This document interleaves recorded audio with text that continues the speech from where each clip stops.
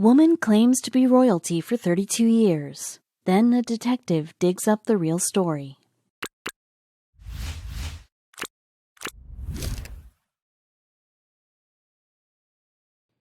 In 1918, all 7 members of the royal Romanov family, a mother, father, 4 daughters, and a son, were brutally murdered by communist revolutionaries.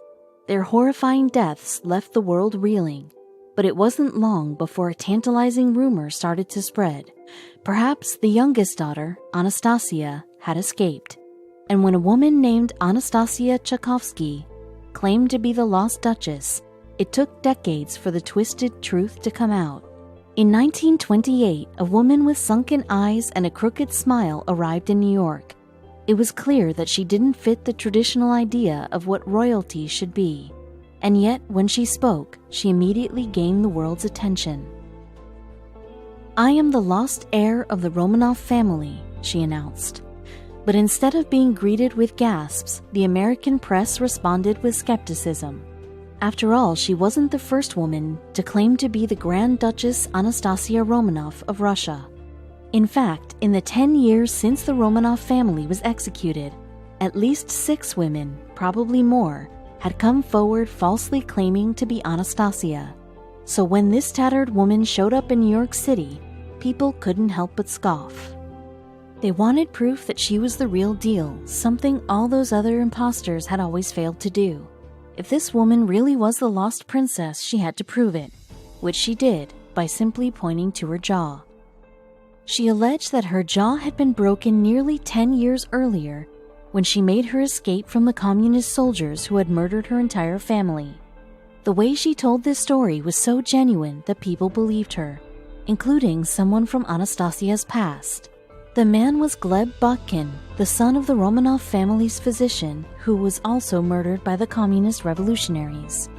Gleb had played with Anastasia as a child, and something mysterious about this woman made him believe her story. Gaining the support of Gleb Botkin, a respected member of high society, convinced the public that she was truly Anastasia.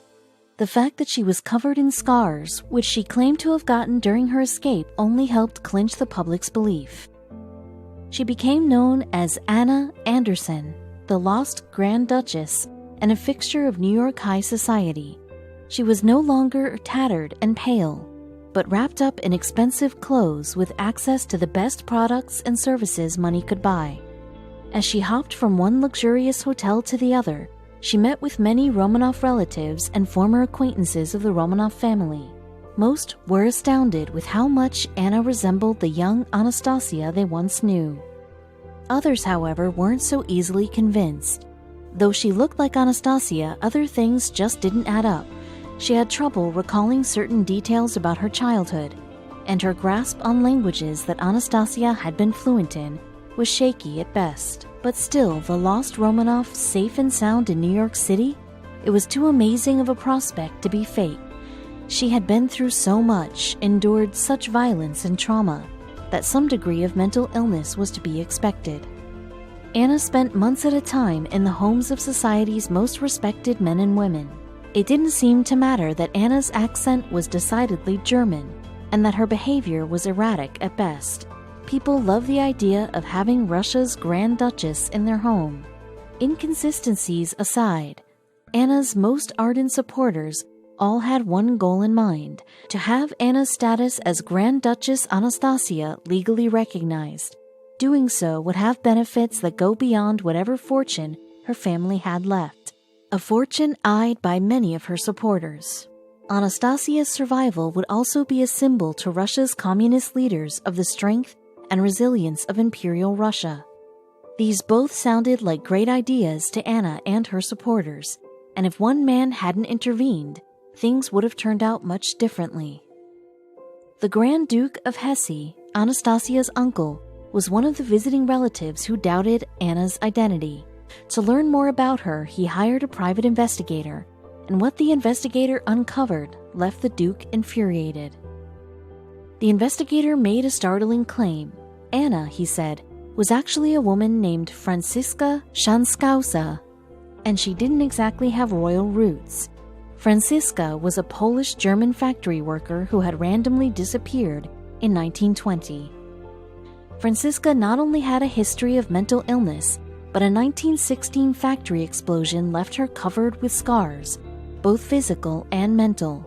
These allegations about Anna made some ripples in the press, but they didn't amount to much, and Anna continued to be regarded as Anastasia. Not that the court system was quite ready to recognize her as such. Years passed. Anna lost multiple court battles about her identity, and it slowly but surely became public knowledge that Anna probably wasn't Anastasia. Still, people loved to watch her pretend. They loved it so much that a French play, Anastasia, debuted in 1954, followed by the 1956 film starring Ingrid Bergman. For decades, Anna tried to prove her royal status despite mounting doubts from the public. She died in 1984, 7 years before the truth finally came out. In 1991, a group of amateur Russian investigators discovered what they thought was the Romanovs' burial site. To be sure, scientists tested the human remains and identified 5 females and 4 males. But were they all related? The science couldn't lie. The remains showed a mother, father, and 3 daughters, all of whom were identified as the Romanovs. 4 other bodies were identified as servants. 2 key elements were missing, however, a son and a daughter. When the news broke that a Romanov daughter was missing from the burial site, people were floored. Could Anna Anderson, or any of the other imposters for that matter, have truly been the escaped Anastasia? In 1994, DNA analysis answered this question once and for all. When Anna Anderson's DNA was compared to that of the Romanov family, it didn't take long for scientists to conclude that Anna was not a Romanov. Her DNA did, however, match with that of a man named Karl Maucher, the great-nephew of Franziska Tschaikovsky. Anna Anderson isn't remembered as the great Grand Duchess Anastasia of Russia, but as one of the most enduring mysteries of the 20th century. But royal mysteries go far beyond the last century, and there was no one more mysterious than the eccentric 1800s Empress, Elizabeth of Austria. Born on Christmas Eve in 1837, Elizabeth Amalie Eugenie was immediately considered eccentric. Her father was known for his odd ways, including his decision to teach her horseback riding instead of sending her to school. Elizabeth wouldn't have become empress if she hadn't met and married Emperor Franz Joseph of Austria, something we're sure her sister Helene stewed about for years. Helene was meant to marry Franz, but when he met Elizabeth, he switched sisters. Like her father, Elizabeth loved adventure and freedom more than anything else. Even when she became empress, she once said, "If I arrived at a place and knew that I could never leave it again, the whole stay would become hell despite being paradise." Franz Joseph and Elizabeth married 8 months after their official meeting, meaning Elizabeth took the crown at just 16 years old. With no ready access to birth control, however, she discovered she was a few months pregnant, 1 month after the wedding. Elizabeth's mother-in-law, Archduchess Sophie of Bavaria, was called the only man in the Hofburg place. Naturally, she was a force to be reckoned with, especially when Elizabeth was involved, and especially after Elizabeth gave birth to her first child. Sophie called Elizabeth a silly young mother and named the baby after herself without consulting Elizabeth. She refused to let her daughter-in-law care for or see her newborn, and she did the same with Elizabeth's second daughter, Gisela. Franz was head over heels for Elizabeth, but the feeling wasn't mutual. She was quick-witted and adventurous, and she thought Franz was a spineless mommy's boy. Because of this, she never minded Franz's wandering eye, and even encouraged his affairs. Elizabeth was renowned for her natural beauty, and she thought her weight, which was a steady 110, was essential to her looks. She even outsourced rigid corsets from Paris, which took up to an hour to tightly lace up. Elizabeth was under enormous stress to produce an heir to the throne, so after 2 daughters she was feeling the pressure. She once entered her study to find that someone had underlined a vicious passage in a book, just for her to read. It read, "If the queen bears no sons, she is merely a foreigner in the state," among other cruel paragraphs about how it's the queen's duty to produce an heir. Elizabeth immediately knew who had left the messages: Sophie. We've established how Elizabeth was a free-spirited woman, and this shone in through her love of horses. She was even one of the most celebrated horseback riders in the world during her heyday. The Empress was certainly eccentric, but some speculate that her mental health status was far more serious. This belief likely stems from something she quipped to France, who had asked what she wanted for a gift. "A lunatic asylum would please me most." At the ripe old age of 21, Elizabeth finally gave birth to a baby boy, which led to Elizabeth's full political power. Still, she had very little say in little Rudolph's upbringing. Just like with her daughters before, that responsibility was again taken up by Sophie. Elizabeth is famous for many things, and this one just about tops the list. Her hair was her most prized possession, and it grew to such epic lengths that it took hours each morning to groom and style. She was often left with killer headaches afterward. Her beauty was probably a cover for her true internal struggles. It's widely believed that she suffered from an eating disorder, and that her frequent bouts of illness were due to deep-seated unhappiness about her constricting royal status. Though Elizabeth and her son were never close, they shared many of the same qualities. Both were stubborn, adventurous people who disliked the pomp and circumstance of the throne. They also shared liberal political views. When Elizabeth's last child, Marie, was born, Elizabeth was determined to raise her without help, which ultimately backfired. Marie grew to be known as the only child because of how her mother spoiled and doted on her. Turning 32 was apparently a sign to Elizabeth that she was over the hill, as she refused to sit for any more portraits and photos. She claimed that she wanted to remain youthful and beautiful in the public's imagination forever. From 1888 to 1892, Elizabeth lost important loved ones: her parents, her sister, and even the man she was rumored to have an affair with. When she heard of her lover's death, she reportedly cried out, "My last and only friend is dead." Her son, Rudolph, died in what is today known as the Mayerling incident. He and his teenage mistress committed suicide together in an apparent love pact. Though she and her son had never been close, she wore black every day for the rest of her life.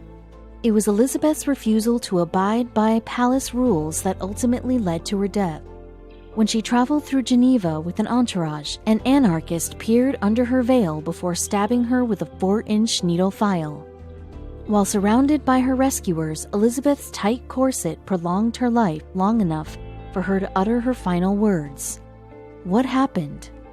Chilling last words from one of the most unique and tragic rulers in history. Every monarchy has its unforgettable leaders, and in the same vein as Empress Elizabeth was Russia's Catherine II.